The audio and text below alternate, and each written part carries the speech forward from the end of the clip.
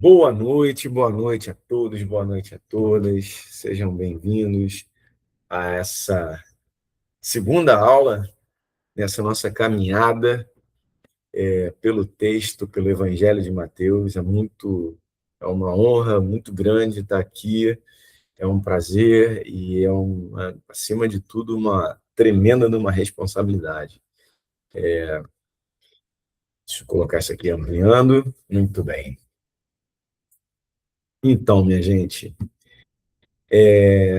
antes de mais nada, eu quero pedir desculpa aí se eu cometer algum equívoco, afinal de contas, eu não sou um professor, ainda mais depois da aula maravilhosa que nós tivemos com a nossa pastora, professora Thaís.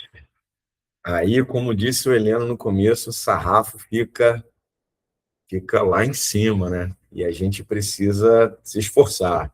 Então, eu preparei aqui uma aula Uma aula bonita. Pelo menos visualmente eu achei legal.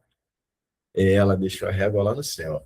Lascou para geral. E eu vim com a primeira logo para sentir o perrengue. Mas tá bom, vamos em frente que vai dar. E graças a Deus que ela está aqui, porque aí qualquer coisa já peço socorro aos universitários e ela já me salva.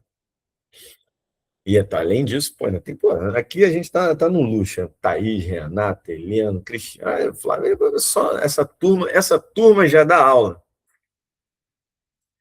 Mas, turma linda, a proposta, eu queria falar um pouco sobre a proposta que nós estamos tentando trazer aqui e que vai ser desenvolvida ao longo desses nossos encontros. A proposta em questão é mais do que uma aula num sentido rígido e quadrado. A base daquilo que nós estamos fazendo aqui é uma metodologia trazida pelo SEB. A Renata está aí, a nossa querida Renata. Você poderia falar um pouco sobre a fonte dessa metodologia, só para a gente deixar registrada aqui? Oi, gente. O CEBI, ele é um instituto que ele também realiza, tem uma editora, enfim. Então, o propósito deles realmente é do ensino e da propagação do ensino bíblico. E numa proposta realmente de leituras simplificadas, no sentido de a linguagem atender, né, as pessoas, e também uma ferramenta acessível do ponto de vista do custo. Então, os materiais são bastante acessíveis também nesse sentido. Acho que é isso. É isso. Então, a ideia aqui é a gente vai desenvolver a leitura. Sim, antes de tudo, nosso estudo ele vai todo nessa direção, em lermos juntos e juntos construirmos o entendimento em cima, principalmente, da nossa realidade, a prática e a aplicação do evangelho na vida. Então, para começar, o lugar para fazermos isso é Mateus, capítulo 1, e iremos seguir do versículo 1 ao versículo 17, como aqui está apresentado no primeiro slide, onde nós vamos falar um pouco sobre a genealogia de Jesus. Ok? Então, assim, como vai ser uma leitura, uma construção coletiva, é importante demais que vocês participem. Lógico que a gente vai estar aberto para dúvidas, enfim, questionamentos que ou aqui ou posteriormente, se a gente não tiver a resposta na hora para dar, mas a gente vai estudar e vai trazer para vocês. Mas o bacana, para a coisa fluir legal, ela precisa ser feita de uma maneira bastante orgânica, em conjunto. Então, eu conto muito com o apoio de vocês nessa e em todas as aulas que vierem, ok? Então, gente linda, eu quero começar com esse slide, apresentando, então, o tema a ser conversado aqui, genealogia de Jesus, e indicando o norte, né, dessa leitura. Deus escreve sua história com os invisibilizados, através dos invisibilizados. E, para começo, eu deixaria uma pergunta, que seria a seguinte: se você começasse a escrever a história mais importante da sua vida, você começaria como? Você começaria essa história já num ponto importante, que chamasse a atenção do seu leitor, que mostrasse... Desculpa, gente, só para eu tirar esse barulhinho de WhatsApp aqui. Já retorno com a tela cheia.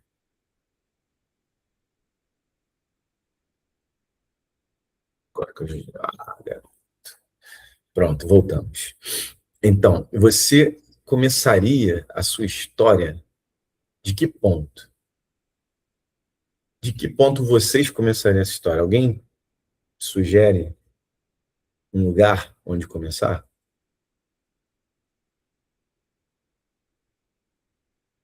Eu sugiro, quer dizer, eu olhando para mim, eu começaria essa história do momento que mais marcou minha vida. Do momento mais marcante da sua vida. Ela teria uma força muito grande para você, muito provavelmente você falaria desse momento com maior detalhe, porque está marcado aqui na sua memória, e também, muito provavelmente, ia abraçar e agarrar quem escuta. Caramba, olha quem está aqui, a Cris. Ô, Cris, que legal que você veio. Feliz, hein? Pô, agora a responsabilidade aumentou ainda mais, gente, olha só. Pois então, provavelmente isso agarraria a curiosidade do ouvinte, né, ou do leitor, de uma maneira diferente. Porém, a Cris aqui já colocou que falaria dos pais, também é um caminho, né? A gente olhar logo assim para trás, que a nossa origem imediata, vamos colocar dessa forma. Porém, Mateus, ou a comunidade de Mateus, escolhe começar seu texto de uma maneira que quebra um pouco a nossa expectativa, quebra a lógica.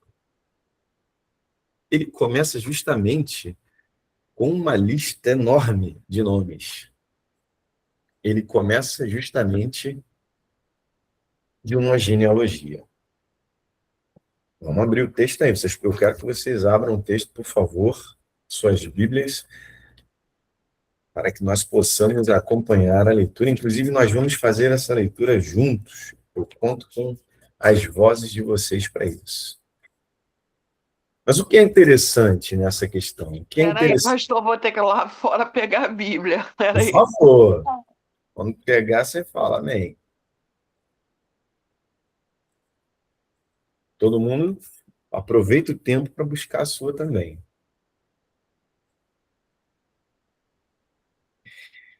Bom, enquanto ela busca, vamos fazer esse comentário aqui.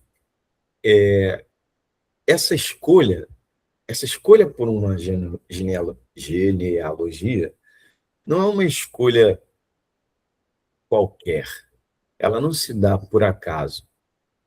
Para a nossa leitura, para a leitura que visa enxergar, como eu disse, a aplicação do Evangelho na vida, começar por esse lugar tem um significado e um significado profundo. E é curioso isso, afinal de contas, quando a gente se depara com um texto assim, muitos de nós, inclusive, sendo honesto, sendo franco, passa direto e já parte para a ação. E não olha com cuidado os nomes que estão sendo colocados ali. Amém, já peguei, estou abrindo aqui, Mateus. Maravilha, maravilha. Mas para nós ter essa visão de não só dessa origem imediata, mas de toda essa raiz, de toda essa árvore, literalmente, nos mostra que Jesus, ele começa com gente. Jesus, ele começa com gente. Essa história que está sendo contada sobre Deus, sobre Jesus, ela não começa de um outro plano. Ela não começa de uma espiritosfera. Ela começa da vida.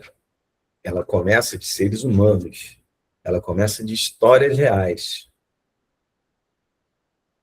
Antes de se falar de milagre, antes de se falar de poder, antes de se falar de todas as coisas que mexem muito com a gente, Mateus, a comunidade de Mateus, escolhe falar que Jesus começa em gente. E o mais importante, o mais interessante que a gente precisa sublinhar aqui, gente de verdade e gente que muitas vezes nós ou a sociedade esconderíamos. E esse é o ponto. É aqui que a gente precisa colocar a luz para a nossa leitura, a nossa forma de ler os evangelhos. Para isso, aí no slide, eu coloquei uma forma, um método para essa leitura, né, que nós vamos seguir por aqui. Ver, julgar, agir e celebrar. Então, para começo, nós vamos ver onde se aplica, como ecoa esse começo, esse início do Evangelho de Mateus. A gente vai ver a realidade nele, ok? Então, para isso, nós começamos com mais algumas perguntas aqui. E aí eu peço que vocês respondam para vocês, ou se quiserem comentar, abram seus microfones e falem também. A pergunta é, na história, nessa história que a gente quer elaborar, essa história mais importante da nossa vida, e que a gente decidiu, assim como essa comunidade, partir de um ponto diferentão, pitoresco, que é tratar da genealogia, quem entraria na sua história? Quem você colocaria? Quem você faria questão de apontar nessa linha que levou até o nosso alvo, né, principal, nosso personagem principal?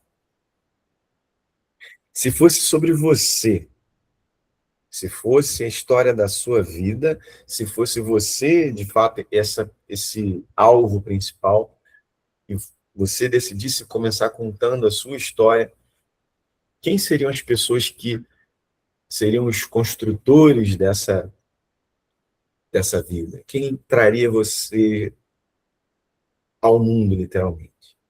Todos os nomes? Ou você deixaria alguém de fora? O fato é que nós aprendemos, nossa forma de contar uma história, ela é bastante seletiva. As nossas narrativas são seletivas. E muitas das vezes a gente acaba por escolher, literalmente, aquilo que vai, de uma maneira indireta, fazer com que o nosso alvo tenha um brilho maior, chame mais atenção, seja mais seja mais digno de ser santificado, já falando aqui em termos de evangelho, falando da história de Jesus. Essa é uma forma natural, é uma forma que, por mais que a gente seja crítico a ela, se nós formos sinceros, a gente percebe que é o que acontece. Muitas vezes a gente acaba deixando de fora partes que nós entendemos lá no fundinho, que são delicadas, que no nosso subconsciente a gente gostaria de ter deixado de lado. Pessoas que não fazem parte, de fato, daquilo que me compõe. Enfim, essa é a nossa tendência. Mas como a gente falou no primeiro slide, essa comunidade, ela busca um outro viés, ela busca um outro caminho. Na aula da pastora Thaís, e foi uma pergunta que eu fiz para ela, a gente tem essa ideia já formada de que esse texto, o texto de Mateus, ele foi escrito numa tentativa de construir algo para convencimento dos judeus. Porém, como a pastora Thaís colocou, e se eu estiver errado, a pastora Thaís me corrija, fica à vontade, mas até foi uma pergunta que eu fiz para ela, para mim era importante falar sobre isso, justamente por essa aula. Essa comunidade, a comunidade de Mateus, ela é uma comunidade de judeus. Então, na verdade, esse texto, ele começa falando registro da genealogia, justamente porque é isso. Não é com a intenção de convencer alguém, mas é uma intenção de registrar aquilo que é verdade para eles. Ou seja, é um povo que olha para a sua história, é um povo que olha para a sua verdade, para a sua raiz, e não tem medo de olhar para ela. Porque aquilo faz sentido para ela, porque aquilo é a realidade dela. E isso já nos ensina algo gigante, que contraria exatamente aquilo que eu coloquei agora sobre essa forma natural que nós fomos ensinados a viver o conto das nossas vidas, o conto das nossas narrativas, se esquivando daquilo que é doloroso, se esquivando daquilo que é vergonhoso, se esquivando daquilo que não deveria estar lá. Não. Essa comunidade olha para o que é, ela olha para a realidade. Ela encara a realidade. E de tal maneira ela encara essa realidade que ela quebra o convencional, daqui a pouco a gente vai falar disso, mas ela escandaliza literalmente e traz algo de muita luz para hoje, para o agora. E antes da gente seguir para o próximo slide, eu deixo mais essa pergunta a vocês. Porque o difícil não é a gente pensar, ou assim, é difícil, não é legal pensar em quem entra e em quem não entra nas nossas histórias. Mas o mais doloroso é pensar se nós entraríamos nas histórias,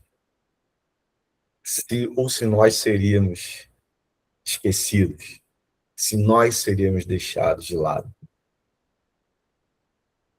E aqui é outro ponto que a leitura dessa genealogia é importante. Não é apenas essa comunidade que vê a realidade, seja ela como for, mas ela é aquela que entende que parte fundamental dessa árvore, para muitos, deveria ser deixado de lado. Para muitos, não deveria ter voz. E é aí que a gente tem esse contato e esse entendimento, e a gente traz esse evangelho para dentro de nós, e a gente traz esse evangelho para a nossa vida. Nós, quando a gente pensa nisso, será que nós faremos parte de todas as histórias? É quando a gente consegue perceber nessas personagens, que talvez para outros não caberiam ali, estão, a gente consegue se ver de fato representado. Nesses, que eu, como eu chamei no início, invisibilizados. Nesses que não têm voz. Esses estão aqui. Essas estão aqui.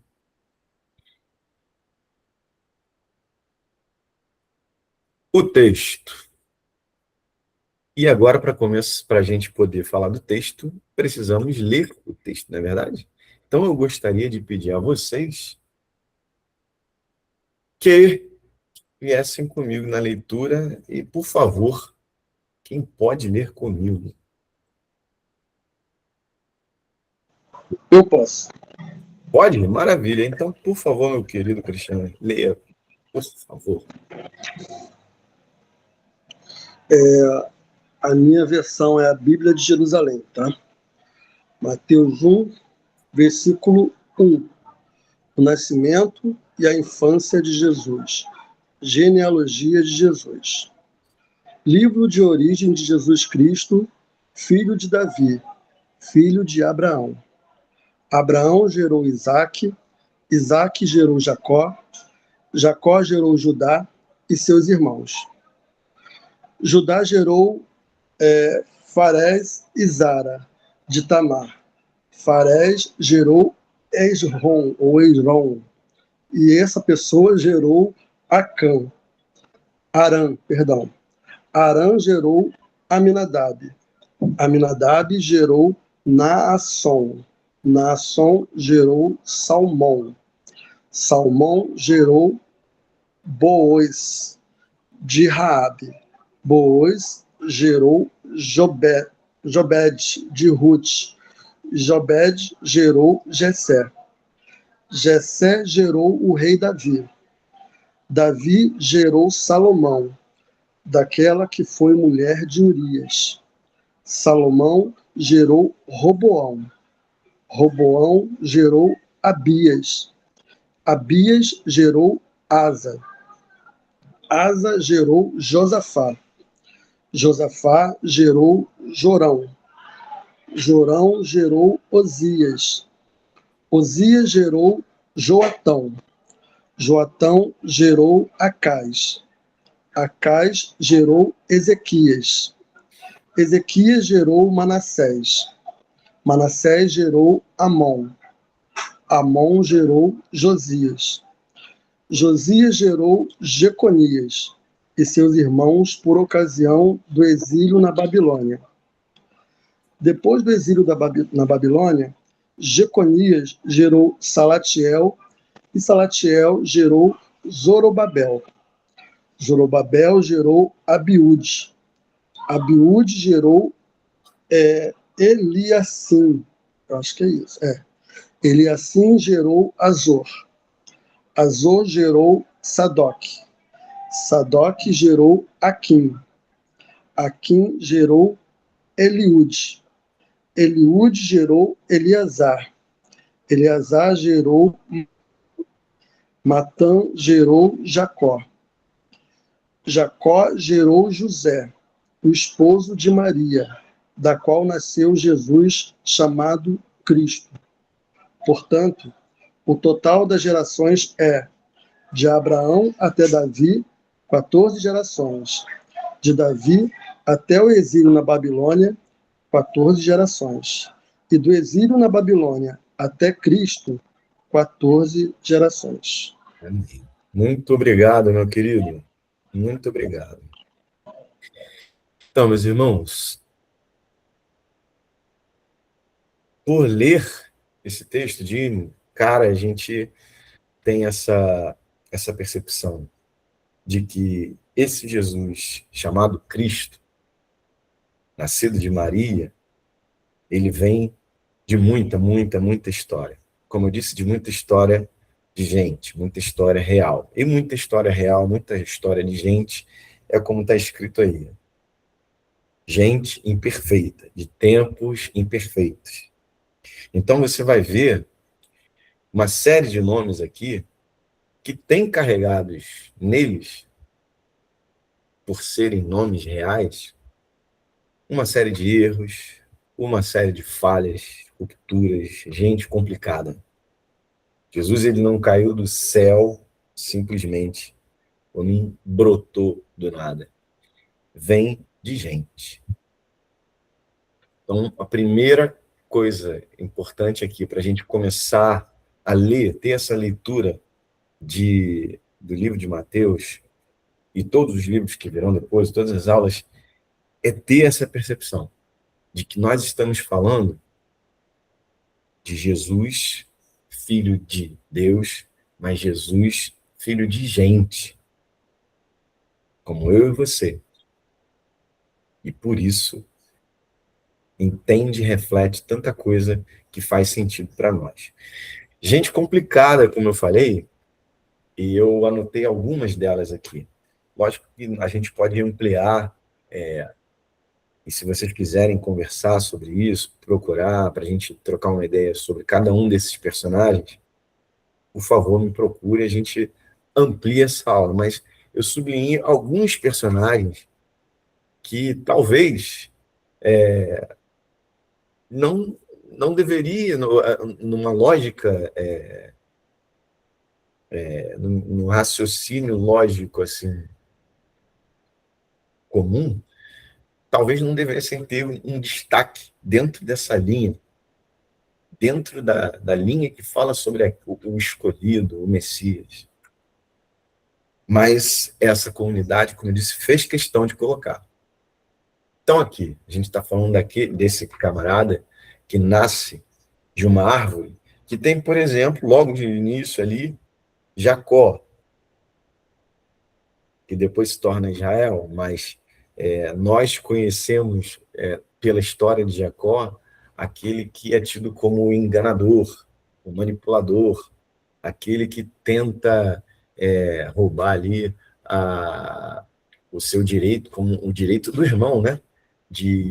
Do primogênito, enganando o pai. Então, assim, já é uma figura complicada. Assim como é complicado também Judá. Judá, a gente vai ver daqui a pouquinho, ele é envolvido diretamente com uma tremenda injustiça com Tamar. Ele é o sogro de Tamar. A gente vai contar a história mais de Jacó quando a gente for, de Judá, quando a gente for falar da Tamar. Mas um personagem que traz consigo essa carga complexa. Davi, óbvio que a gente não podia tirar Davi dessa linha, já que a gente se propôs a falar sobre isso, então Davi está aqui. Mas Davi, o homem segundo o coração de Deus, ele é um homem bastante complicado. A gente está falando, sim, de um rei, mas um rei que, como outros, escreveu o seu caminho através de violência, de sangue, mas talvez o capítulo que mais marque o quanto essa figura tem as suas complicações seria justamente o que nós vamos ver também daqui a pouquinho, em relação a um abuso e morte, a utilização do seu poder como rei para ter uma mulher e mesmo que para isso ele tivesse que tramar a morte de um companheiro.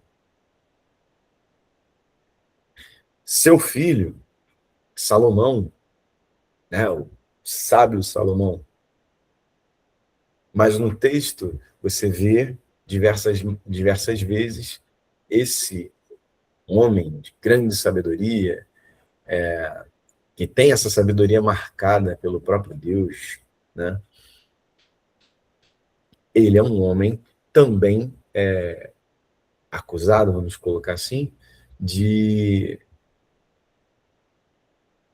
corromper a sua sociedade ali através da idolatria. E aí vem dois personagens que esse grupo decidiu, de fato, falar, temos que falar, então vamos falar, eles colocam, e são dois personagens terríveis, o rei Acais e o rei Manassés,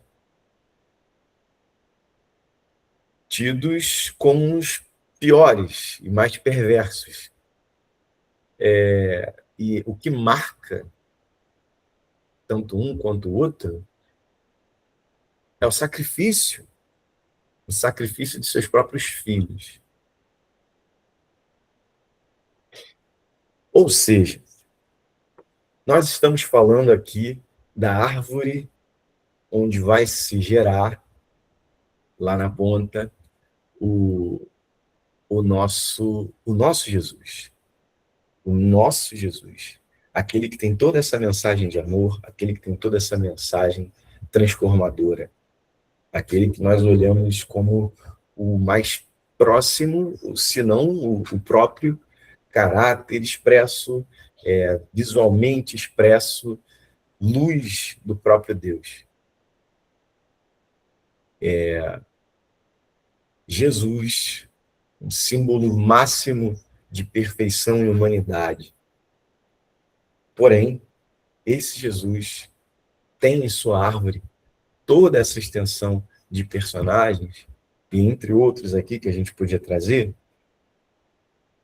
que mostram que possui uma raiz que poderia ser avaliado, ser pensado de uma maneira a macular essa história, macular essa figura. Mas não, pelo contrário. Ao trazer essas figuras para esse lugar, mais uma vez, a gente demonstra, a gente tem a certeza de que a gente está falando de alguém fruto de uma humanidade. E como fruto de uma humanidade, entende essa humanidade. Esse é um pensamento que nós precisamos ter na nossa leitura. Que não há uma perfeição.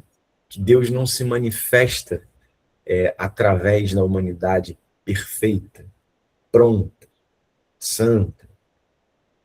Deus, ele se manifesta, ele caminha, ele conta a sua história através de todos esses imperfeitos. E Deus se manifesta, e Deus conta a sua história, e traz Jesus para nós através das vozes, e aqui é um outro lado, através das vozes, que, como eu disse no começo, para muitos deveriam ser silenciadas. Então nós vamos para o slide número 4, que seria o escândalo. O que seria o escândalo aqui? O escândalo seria trazer para dentro dessa genealogia, não só trazer para dentro dessa genealogia,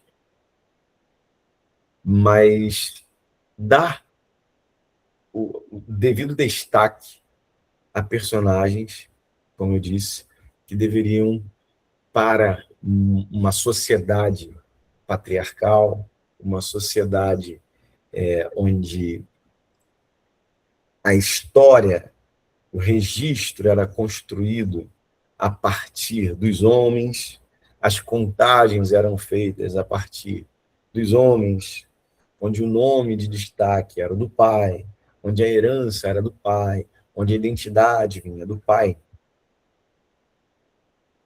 Você vê essas figuras sendo trazidas, as mulheres sendo trazidas, tendo o destaque que devem. Mas não apenas isso. São histórias de mulheres,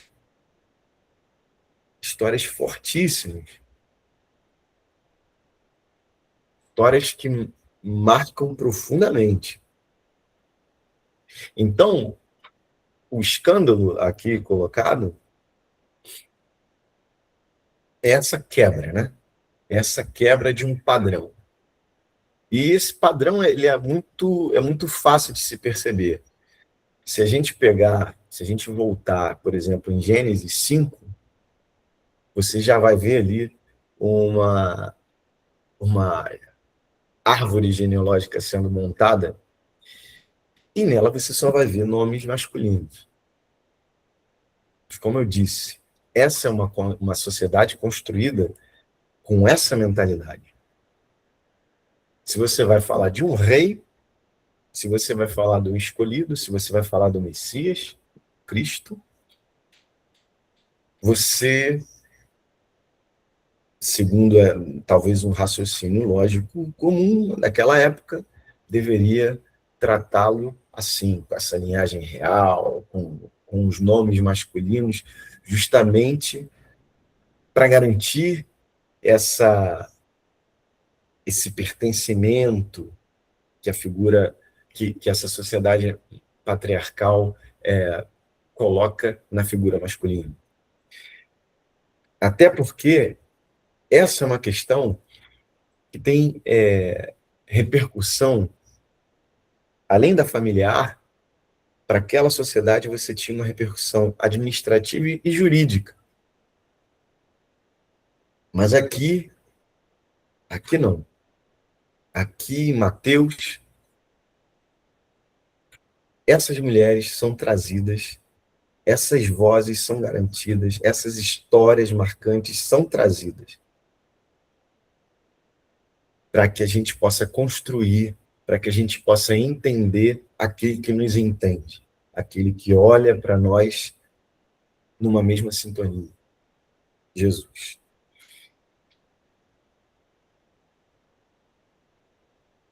E aí eu trago essas 5 personagens que são donas dessas histórias tão marcantes para essa árvore.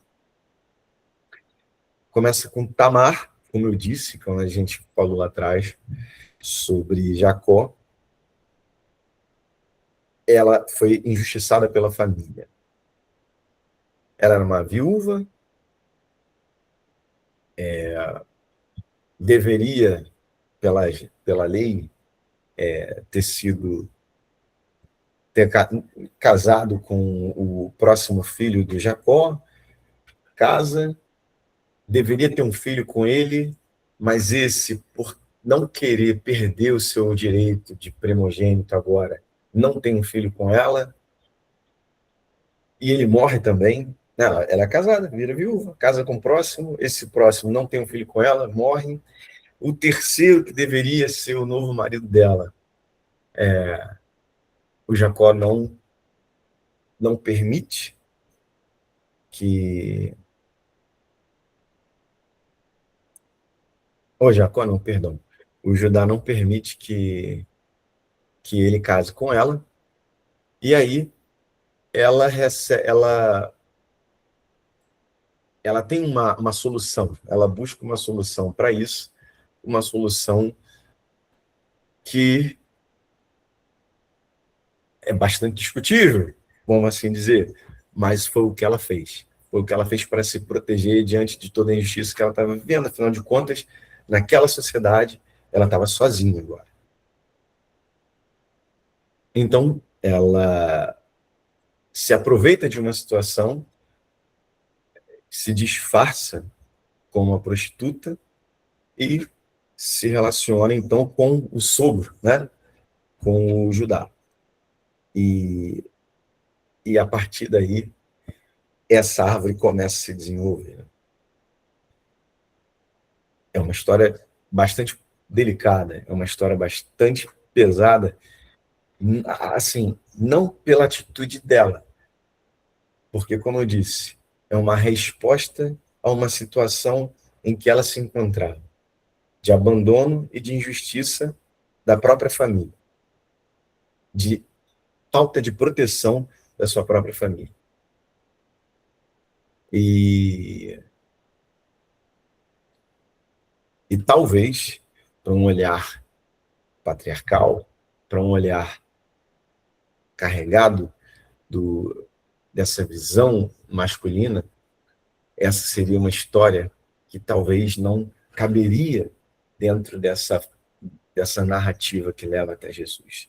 Mas não, aqui nós temos a sensibilidade de Mateus, de entender que faz parte dessa história, da história de Jesus, sublinhar que ele é fruto, lá de trás, de uma injustiça produzida contra alguém fragilizado, uma mulher. Da mesma maneira, a gente segue para as outras personagens, Raabe, prostituta, estrangeira, e ela é eu gosto muito da história dela, gosto muito da participação dela, gosto muito de como ela reconhece, ela tem a visão, ela tem um insight ali, né, como o pessoal gosta de falar, da presença de Deus na história, coisa que muitas gerações depois de muitos homens e religiosos do tempo do próprio Jesus não tem essa visão, ela consegue enxergar, e através da vida dela, através de Raabe, a história se desenvolve, chegando a Boaz, seguindo até a história de Jesus. Ruth, uma estrangeira, moabita. Batseba, como eu também disse, nós iríamos falar sobre ela, nós viríamos a falar sobre ela e voltaríamos então para Davi. Quando a gente trata dessa figura tão difícil que foi Davi, esse rei, que tem esse histórico de violência e de abuso, a gente está se referindo a essa mulher que, no auge ali do seu poder, deseja, e ele é uma mulher casada, ele vai até ela, ele engravida essa mulher, e ele trama de todas as formas para que esse marido, o Urias, ele não descubra o que aconteceu. E não bastando, não conseguindo realizar o seu plano, ele avança na sua trama, levando Urias à morte, se aproveitando da lealdade desse guerreiro, desse soldado, colocando ele lá na frente, no campo de batalha, esperando pela morte dele. Mais uma mulher, dentro dessa história, dentro dessa construção, mais uma mulher cuja vontade, cuja voz, cuja própria história não foi respeitada por um homem. E que talvez, afinal de contas, a gente está falando, talvez se eu puder fazer só uma crítica aqui, esse texto é justamente isso. O nome dela não aparece. Aparece Davi gerou Salomão, cuja mãe tinha sido mulher de Urias. Essa voz, essa mulher, essa Batseba, ela faz parte dessa construção. Ela é uma voz presente. Ela ecoa naquilo que Jesus entende de humanidade. ela ecoa no sofrimento que Jesus percebe em cada um, porque ele passa, pelas mulheres que cruzam seu caminho. Ele sabe de onde vem e como acontece essa dor, do desrespeito a essas histórias, do desrespeito a essas vontades. Ele sabe bem, muito bem, afinal de contas, a gente chega aqui, a quinta personagem que eu separei, que é a própria Maria. Grávida, antes do casamento, jovem, pobre, vulnerável e socialmente alvo de muita suspeita. E é curioso, porque se você... essa, então, é a personagem que mais nos toca e mais causa rebuliço na comunidade evangélica, né? E grandes questões entre nós e os nossos irmãos católicos. Mas o que eu acho curioso é perceber que dentro do nosso campo progressista, até quando a gente olha para a história de Maria, quando a gente olha para essa mulher, não é incomum um certo incômodo, um certo não saber como posicionar. Por quê? Porque tem toda a questão do nascimento, da sua virgindade, de ter sido visitada por um anjo, e simplesmente para algumas pessoas isso parece não fazer sentido. Então, dentro do nosso campo, não é incomum você ouvir umas leituras que extrapolam o texto em muito, mas porque parecem se encaixar em algo estranhamente aceitável, entre aspas, aqui, e que não tem nada de aceitável. De violência, de traição, de abuso. E assim, se fosse o caso, não é o que... se fosse o caso, não é o caso. A questão é perceber que a gente está diante de uma mulher, de uma menina, de uma pessoa que, para aquela sociedade, e o pior, para uma sociedade em que nós vivemos hoje, assim como todas essas outras histórias que nós ouvimos aqui sobre essas mulheres, todas elas, aquela história que se aplicava lá, ela pode ser trazida para o nosso momento aqui.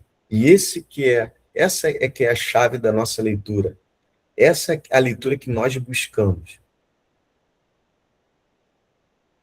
Infelizmente, olhar para essas mulheres, olhar para Maria, é olhar para o hoje, é olhar para como são tratadas as nossas mulheres, as nossas meninas no hoje. É olhar para histórias de abandono, é olhar para histórias de abuso, é olhar para histórias de preconceito, é olhar para histórias de fofoca, de questionamento social, e se incomodar terrivelmente com isso de um modo que não parece não combinar com a santidade de Jesus. E a nossa leitura, a leitura que nós buscamos do Evangelho, é o total oposto.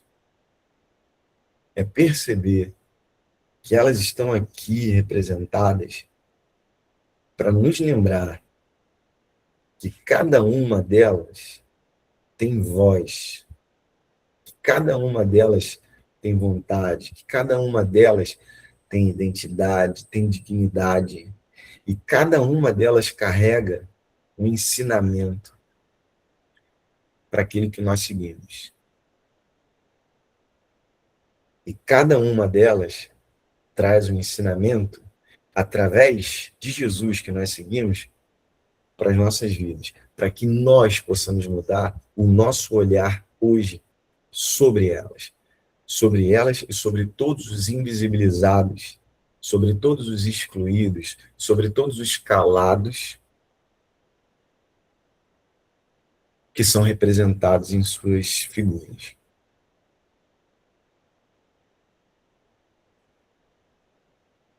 Passando adiante aqui para o próximo slide. Eu acho que eu adiantei um pouco aqui o que eu ia falar.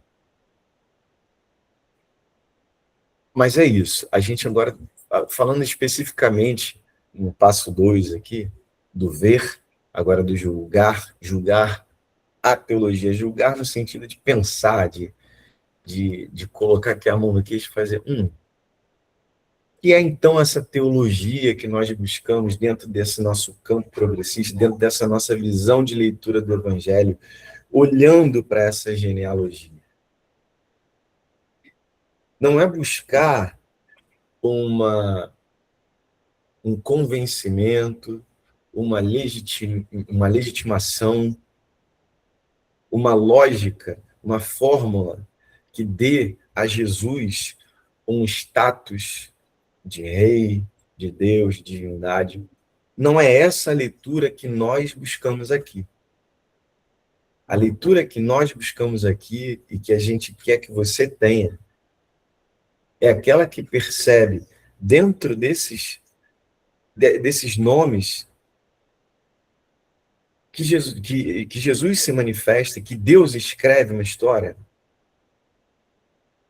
em imperfeitos. Deus escreve uma história não esperando uma perfeição das tintas, dos lápis com que ele está escrevendo. Deus, ele quebra isso. Deus, ele rompe esse padrão. Deus, ele escreve com gente real. Deus escreve com gente que falha. Deus escreve com gente, inclusive escreveu através de gente má.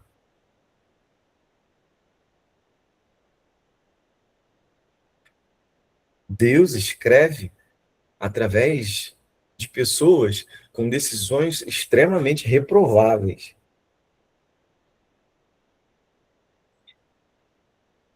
E Deus escreve através das vozes de pessoas que aquela sociedade e que essa sociedade em que nós vivemos hoje teimam em calar, teimam em deixar de lado, teimam em invisibilizar. Então, essa é a construção teológica que a gente busca. Não só nesse capítulo, não só nesses versículos aqui trazidos, mas na leitura que nós vamos ver daqui adiante, daqui para frente. A gente não tem que sair olhando para esse texto buscando uma fórmula matemática, a gente não tem que buscar nesse texto algo que seja cientificamente inquestionável, que demonstre que Jesus é Filho de Deus, que Jesus é o próprio Deus. Não, você vai entender essa divindade, você vai entender esse Deus presente, esse Deus Emanuel, a partir do momento que você entende a humanidade contida aqui. A partir do momento que você entende a fragilidade, as quebras que fazem parte dessa história. E de um homem que vai caminhar no meio de toda essa fragilidade e que vai caminhar no meio de todas essas quebras, que vai caminhar no meio de todo esse sofrimento, no meio de todo esse silêncio imposto, não como alguém de fora, mas alguém que tem na sua raiz tudo isso.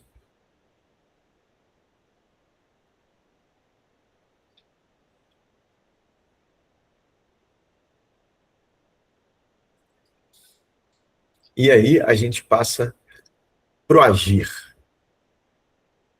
A gente entende, através dessa leitura, qual é o nosso caminho de pensamento, qual é o nosso caminho teológico? De entender a humanidade contida aqui, de entender os erros, de entender as falhas e entender, por outro lado, aqueles que sofrem, os marginalizados, os quebrados, os caídos, os invisíveis da sociedade. Então, entendido isso, o nosso terceiro passo é agir, é pegar o evangelho e colocar ele em prática, em ação, no agora. E é confrontando a realidade em que nós estamos aqui, é percebendo ela, compreendendo, mas não só isso. A gente precisa ir dar um passo além. E aí, deixa essa pergunta, né? Quando o texto olha para a gente, para esse agora, a gente tem a obrigação de se perguntar: se Jesus montasse sua genealogia hoje, se nós pudéssemos escrever essa genealogia, quem nós colocaríamos dentro? Quem nós colocaríamos fora?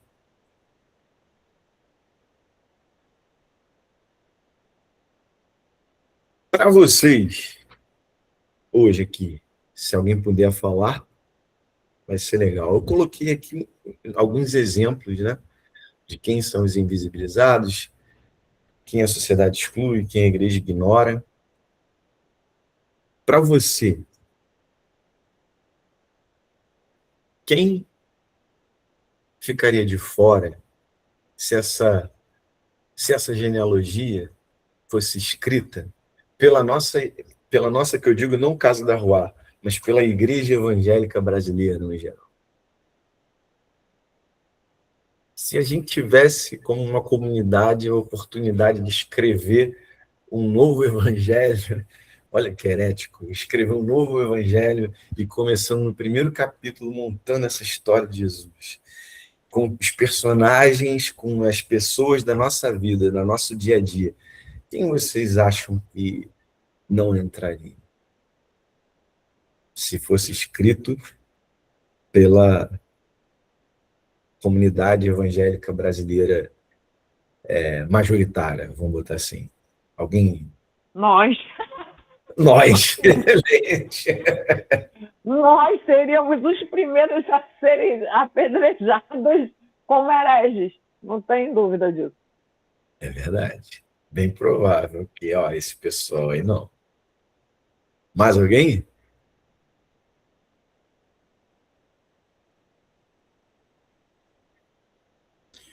Os pobres, injustiçados, a questão das pessoas que sofreram com a herança de um sistema escravocrata,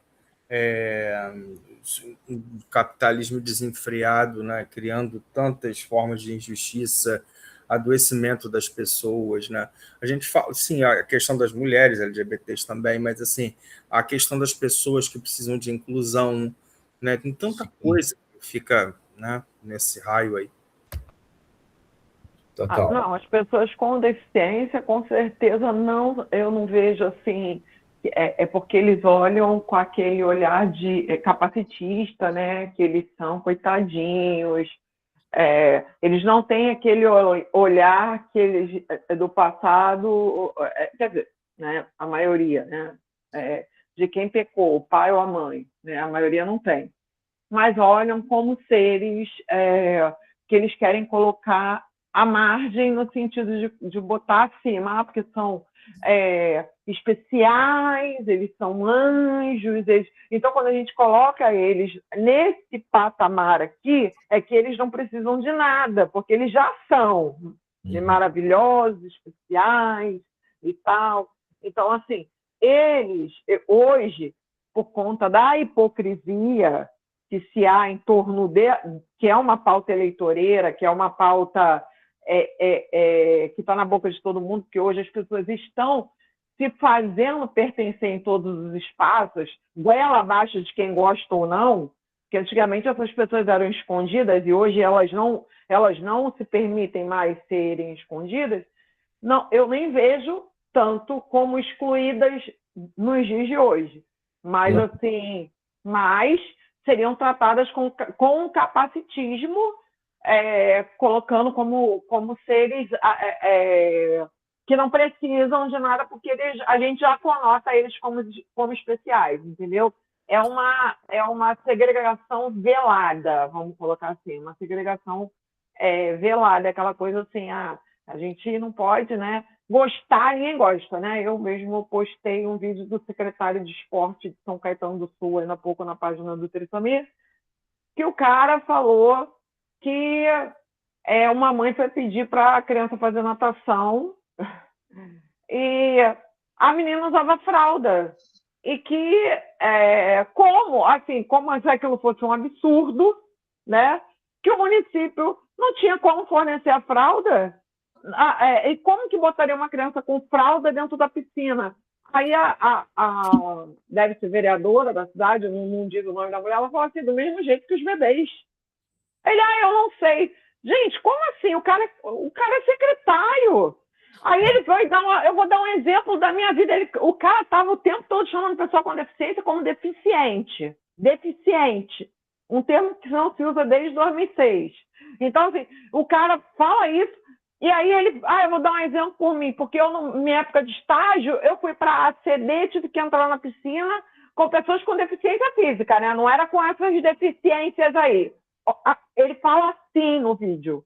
O cara é secretário. Ele tá no vídeo, tá lá, não tá cortado. O vídeo tem 4 minutos e pouco. A parte 1 do vídeo tá lá. Aí ele fala assim, não, eu falei, se eu tiver que trabalhar com pessoas assim, eu não trabalho. As pessoas não são obrigadas. Aí a mulher ainda pergunta para ele, como assim? Não são obrigados? Isso é uma política de Estado. Ele, não, mas a gente não pode obrigar. O cara é secretário, o cara não conhece a lei. Como é que é isso? Quer dizer, a pessoa não é obrigada. Olha, é isso, entendeu? A gente se depara com esse tipo de coisa. Como ele não é obrigado? Assim, se eu sou o prefeito dessa cidade, eu tiraria esse cara na hora. Porque esse cara não está preparado para lidar com gente nenhuma. É um absurdo, né? Mas tem isso. Mas é isso. E são pessoas assim que escrevem essas histórias cheias de lacunas, assim, de apagamentos, porque para eles realmente é mais interessante, seria melhor se fosse apagado, pela incompetência, pelo preconceito, enfim, por ser quem são essas pessoas, né?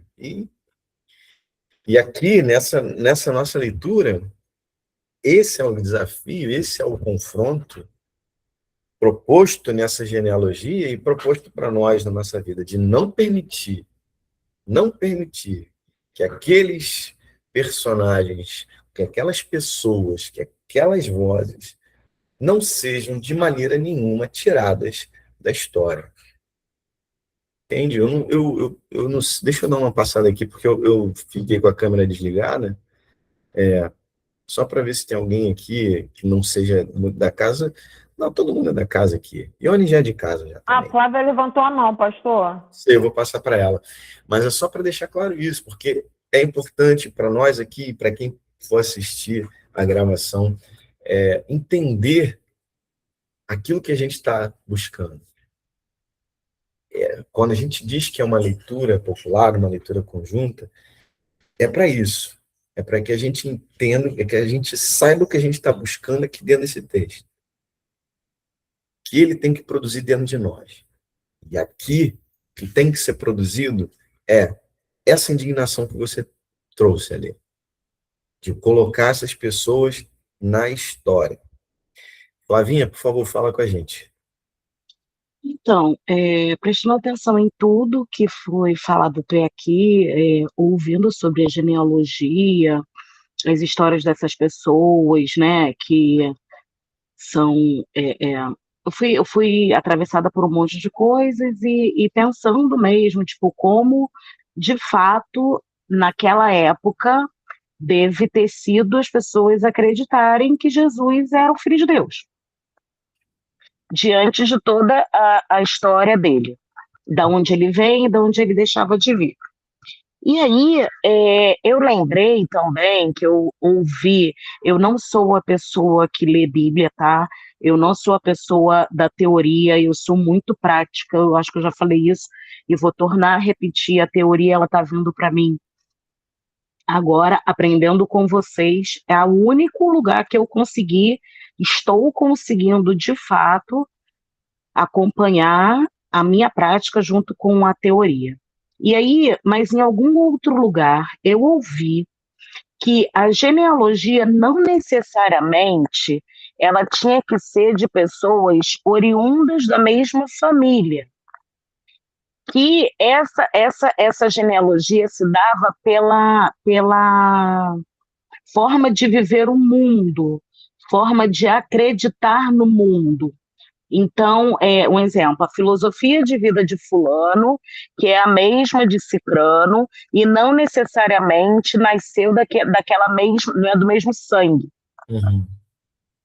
E aí, quando você começou a indagar algumas coisas, eu fui analisando aqui dentro do meu pensamento e fazendo a minha genealogia cristã, né, evangélica, fazendo a minha genealogia, eu tenho uma pessoa que estão deixando ela de fora, quando, na verdade, ela tem uma história muito importante na construção do nosso movimento progressista. Através dessa pessoa eu estou aqui, e que muitas vezes está sendo chicoteada e anulada, sabendo que ninguém é perfeito. Sim. E aí, muitas das vezes, a gente vai lá para fora, busca Cicrano, Beltrano, quando, na verdade, dentro do campo progressista, a gente está vivendo coisas e as pessoas não estão analisando. Uhum. Eu não quero passar pano para ninguém, porque eu não passo pano para ninguém. Eu só acho que a gente tem que ficar fazendo uma autocrítica o tempo todo, porque um erro, ele não pode apagar toda a história de vida de uma pessoa. E aí eu falo, essa pessoa entra na minha genealogia. Claro, claro. E aí eu acho que isso é importante demais para a gente seguir sem estar excluindo ninguém. Exato. Porque, como eu falei, naquela época era muito fácil chicotear Jesus. Se a gente continuar com essa mesma ótica, a gente chicoteia ele dentro do campo progressista. Você tem toda a razão. Toda a razão. Inclusive, eu ia até fazer uma provocação aqui. Lógico que é bem distante dessa pessoa que você está falando, não tem nada a ver, mas me fez lembrar da provocação que eu ia fazer. Porque, é lógico, para nós, essa coisa do quem está sendo deixado de fora e quem nós devemos lutar para estar dentro, é mais fácil de ser falado. É difícil de lidar com isso, mas é mais fácil de ser falado. Mas se você olhar para aquela primeira parte, porque eu dividi isso aqui em dois momentos, são pessoas que fazem parte e que realmente têm condutas que em algum momento são reprováveis. Quando a gente fala dessa primeira parte, né, eu dividi em duas. Uma que são os invisibilizados e outra que são essas pessoas que tiveram alguma conduta reprovável. Quando a gente olha para essa parte, aí fica uma pergunta. E quem nós deixaríamos de fora? Nós. Será que a gente deixaria todo mundo dentro? Será que a gente deixaria, não comparando com essa pessoa que você está falando, eu sei a quem você se refere, nosso pastor, né, nosso pastor aqui da igreja, que teve toda aquela questão, mas se você olhar, por exemplo, para aquele seu familiar que você não tem condição mais de conversar com ela por uma questão política, por exemplo, será que essa pessoa faria parte dessa linha, dessa genealogia, ou nós gostaríamos de tirar ela de lado? Aquela pessoa. Eu acho, pastor, eu acho assim, eu vou, as minhas inquietações e a minha forma de adquirir o mundo, tá? Eu acho que deixar fora para mim é muito pesado, é muito. Total. Eu tenho uma coisa que na minha mesa tem que sentar todo mundo. Exatamente. Pode ser que com alguns eu vou ter uma conversa mais alinhada e com outros não. Mas na minha mesa senta todo mundo.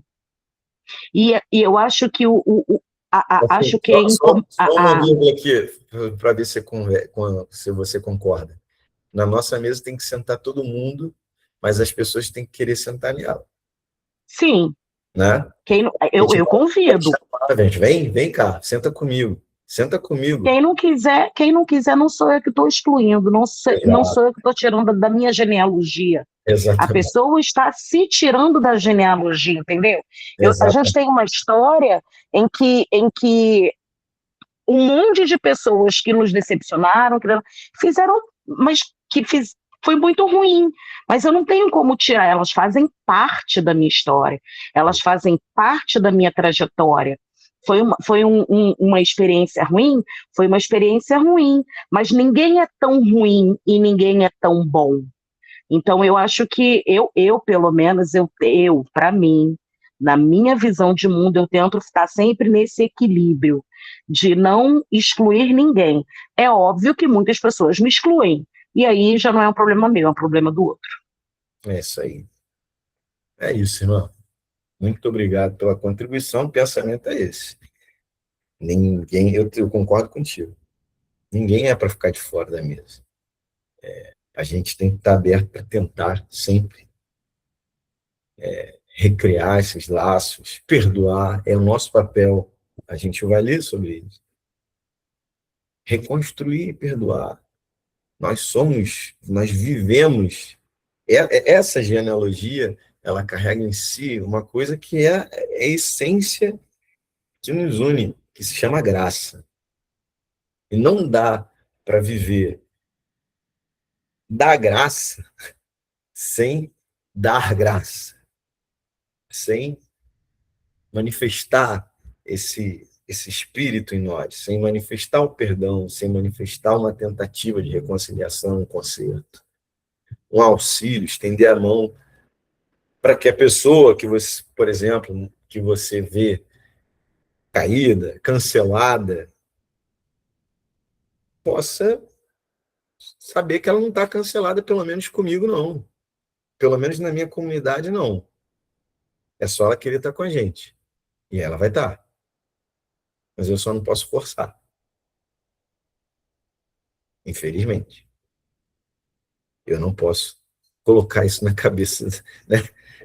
Assim, não posso. Mas a minha parte e a nossa parte, como o caso da Rua, nós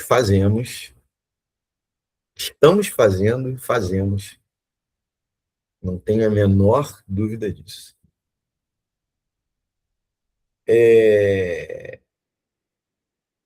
Voltando aqui, né, para terminar, porque já passou bastante aqui do tempo, eu vou passar para o próximo slide. Eu só queria, só uma observação também sobre esses invisibilizados que eu vivi hoje, e achei que é uma situação que, para mim, é muito... Porque é real, eu vi acontecendo assim, num papo, e eu queria dividir com vocês.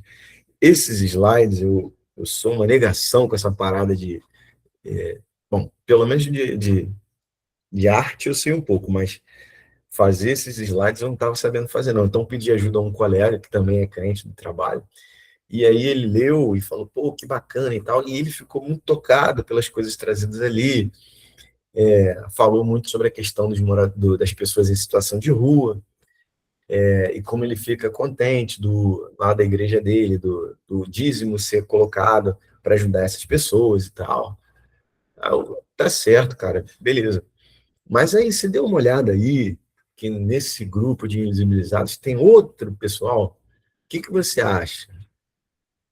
Aí eu perguntei, por exemplo, da situação dos irmãos e irmãs LGBTQIA+. E, cara, eu amo esse cara, ele é muito gente boa, mas ele fez um negócio que me deixou muito surpreso. Ele pegou uma folha, ele desenhou 2 quadrados. Aí, num quadrado, ele botou assim, aqui nesse quadrado, ó, homem, escreveu H, né? Homem é homem, mulher é mulher. E aqui tem outro quadrado. Nesse quadrado aqui, não dá para pensar diferente. Se quer pensar diferente, pensa nesse quadrado. Vá para esse quadrado. E aqui nós temos regras. Essa é a minha igreja. Eu fiquei, cara, como assim? Ele cara, é assim, é regra. Se não gostou da regra, vai para um lugar que a regra não se aplica. Eu perguntei, cara, mas qual é a primeira regra da tua igreja? Aí ele, não, regra é regra, regra é regra. Não, qual é a primeira regra? Que Jesus diz que é a primeira. Porque você sabe que isso que você está colocando causa uma dor terrível, causa problemas terríveis para as pessoas. Qual é a primeira regra? Aí ele brincou assim, amar o normal. Opa, tá bom. Valeu, valeu, valeu, chega. E é esse tipo de coisa que a gente está lidando aí, no dia a dia, na vida. E é esse o combate que a gente precisa combater. Não na violência, não na agressão, mas tentando transmitir consciência de que todas as histórias precisam ser respeitadas e fazem parte, como humanidade, do Jesus que nós amamos. Por fim, vamos passar para o 7º, porque eu já falei demais. 4º passo nessa nossa caminhada. 4º passo nessa nossa caminhada é o celebrar. É isso. É celebrar, é se alegrar. É se alegrar porque esse Deus que nos escolheu, nós escolhemos ele, esse Jesus que faz tanto sentido para a nossa vida, se manifesta assim, sem esperar condições perfeitas. Ele chega exatamente onde a história está mais fragmentada pelos julgamentos e injustiças. E eu botei aí, ó, que eu acabei de falar na fala da Flavinha. Ninguém está fora do alcance da sua graça. Ninguém está fora desse alcance. E se ninguém está fora desse alcance, e se nós, lendo esse texto, buscamos ser imitadores dele, nós também precisamos exercitar, como o Flávio bem sublinhou, essa graça. A gente precisa exercitar esse perdão, a gente precisa exercitar esse amor. Restaurando, como botei ali, peças quebradas pela sociedade, peças quebradas pelo tribunal da internet, peças quebradas pelos próprios erros, peças quebradas pela violência, pela estupidez, pelo preconceito, pela misoginia. Esse Deus, esse Jesus manifesto nessas histórias reais, ele restaura. E nós precisamos aprender a ser canal dessa restauração. Nós precisamos entender que Deus está presente, como ele mesmo diz no texto que nós vamos ler, que ele está ali naquele pequenino, ele está ali naquela voz que não é ouvida, ele está ali naquela pessoa que para todo mundo é invisível, ele está ali, inclusive, para aquelas pessoas que aguardam uma chance para consertar seu caminho. Ele está ali. Deus está escrevendo através da vida delas. Ele escreve com gente real. Portanto, ele escreve comigo, cheio de problema, cheio de erro também, cheio de lugares em que a minha voz também é silenciada, não como de tantas outras pessoas, mas eu também tenho os meus lugares onde minha voz não é ouvida. Mas ele escreve através de mim, ele escreve através de você. Para terminar, eu queria propor aí uma atividade pós-aula para vocês irem pensando. Acho que a Flávia já foi caminhando, já antecipou profeticamente. Quer pensar, fazer esse exercício. E quem sabe a gente não pode conversar no grupo ou em particular, você me manda mensagem, a gente troca ideia. Quem, se essa genealogia fosse reescrita hoje, com novos personagens, se a gente pudesse atualizar essa história, quem você acha que estaria nela? Olha só, presta atenção, quem você teria dificuldade de incluir? Isso é importante. Quem você teria dificuldade de incluir? Existe alguém que você excluiria conscientemente, que não faria sentido na história? Não é mais na sua história, tá, gente? É na história de um Jesus atualizado. Jesus, Filho de Deus, o mais perfeito, o mais puro, o santo, santo, santo. Quem você conscientemente diria, não, esse aqui não tem absolutamente nada a ver, e eu tiraria fora? Somos Quem você... duas, Flávia. Não tenho condição nenhuma de sentar à mesa com essa família. Pois é, olha aí. Trazer para minha mesa eu não consigo, não. Jesus era puro, santo. Eu sou muito imperfeita, muito incapaz de alcançar esse nível aí. Mas, sabe, eu acho que, e aqui para concluir, por que eu estou propondo isso? Não é para que a gente tenha a ilusão de que, terminando de ler esses livros, a gente vai virar Jesus. A gente vai ser perfeito, santo, santo, santo. Não. É óbvio que a gente vai ter as nossas dificuldades. É óbvio. Inclusive, muitas vezes, essa obviedade vai ser baseada, como você falou agora, uma situação bastante difícil, vai ser baseada numa coisa que é legítima. Mas é importante a gente se conhecer. É importante a gente se entender, perceber que existe alguém que me fere só por ser quem é, por pensar como pensa.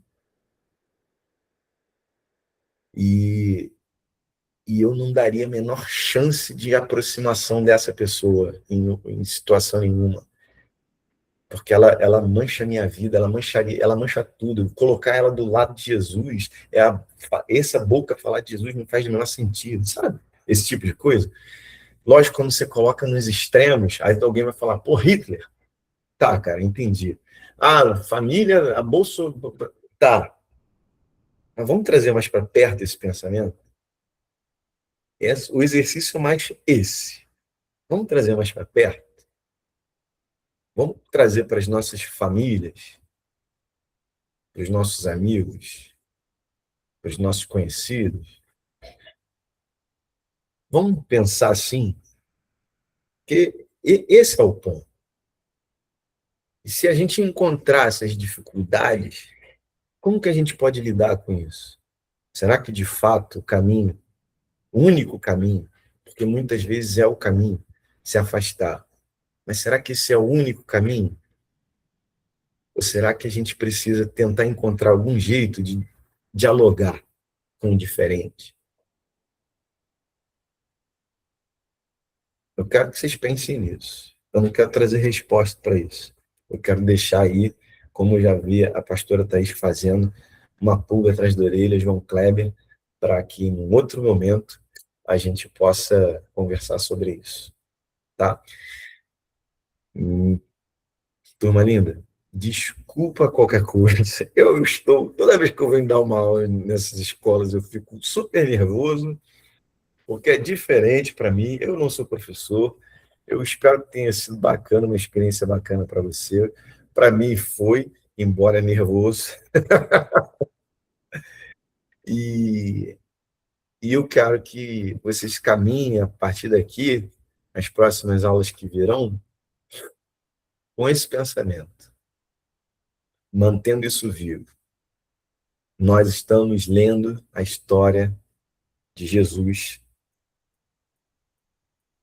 Filho de Deus, o próprio Deus, o Verbo encarnado. Mas de antes de tudo,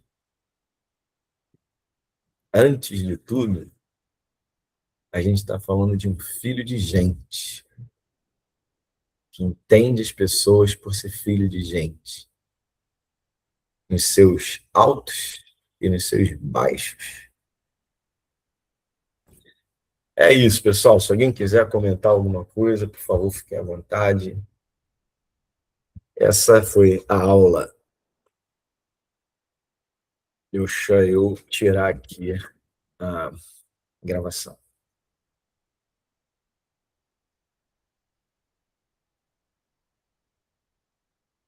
Para quem não sabe, da aula bagunçou a beça.